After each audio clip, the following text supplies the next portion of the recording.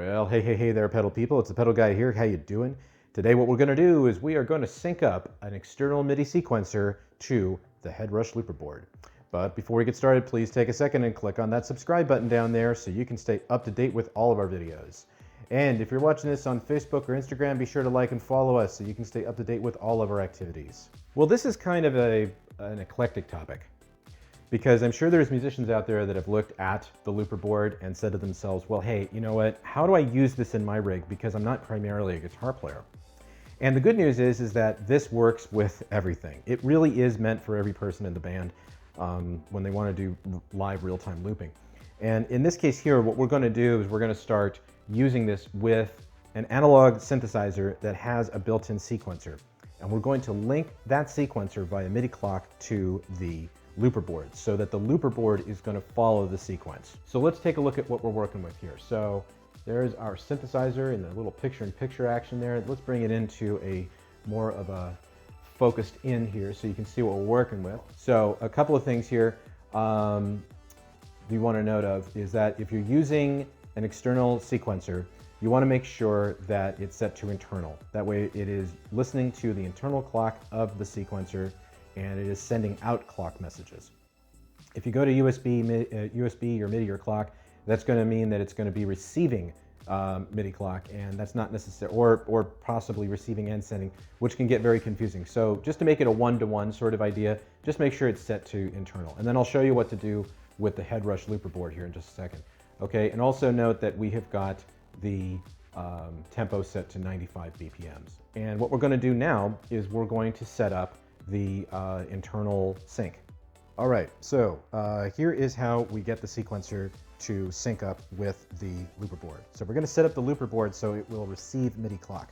So we go to the upper right corner, the three dots, and we want to go to Global Settings, and then you have three screens. We've talked about this before, we've gone through this before. But what we want to do is we want to go to screen number 2, and this is where we want to set it up to receive MIDI clock. So that's what's going to end up happening, is that it's going to receive MIDI clock, so just make sure it's on. And MIDI through, not really that important right now. Receive MIDI control changes, sure, why not? Because if we put any control changes on the synthesizer over here, we can set it up so the Looperboard will follow that. And that is all there is to it. I mean, it doesn't get any easier than that, really. So when we zoom back out and we start recording some parts and start importing some audio and having a little fun, you can see how easily it locks up. Okay, at this point now we have the sequencer synced up to the Looperboard. So if I hit play on the sequencer,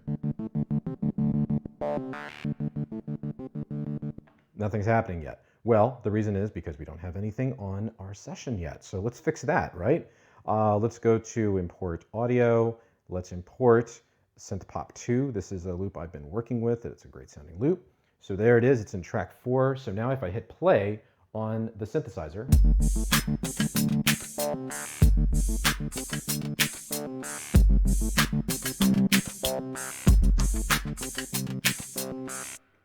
it's in perfect sync. Isn't that awesome? I mean, that's how easy it is. It really isn't that hard at all to make this all work. So at this point now, what we can do is we can start recording parts over this, and we can make it a lot more interesting sounding. So let's go ahead and do that. All right, we've got our guitar plugged in, and we're ready to go ahead and start. So let's kill the mic and let's get to it.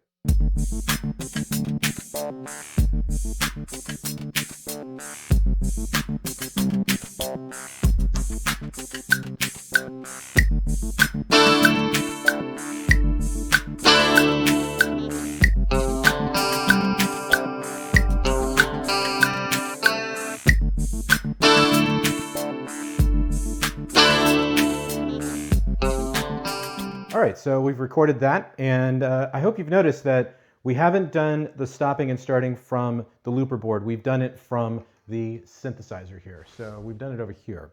So when you want to punch in, punch out, you still use the buttons on the bottom row here, the record, play, dub buttons. You still use that for recording, for overdubbing, and of course for racing as well. But now let's go ahead and record a couple. Let's record one more guitar part, and then we'll do a vocal part.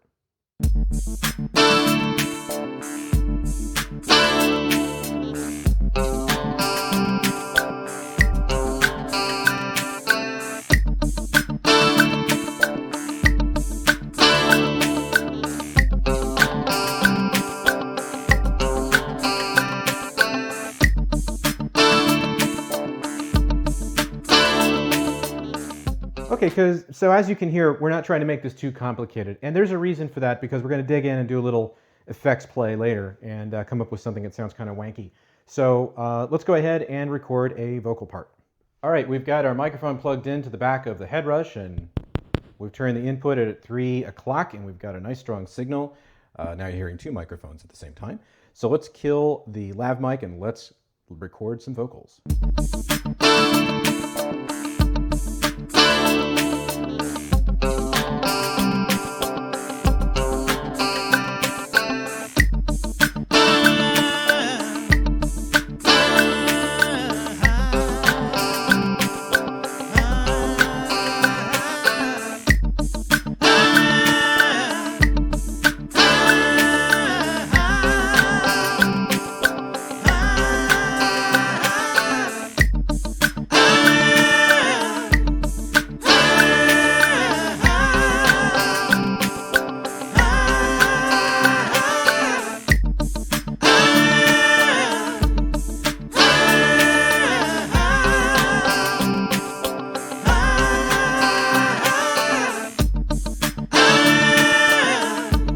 So now at this point, what we can do is we can now zoom into the screen here of the HeadRush Looperboard, and I can now start showing you some tricks on how to make this sound even fuller than it does already.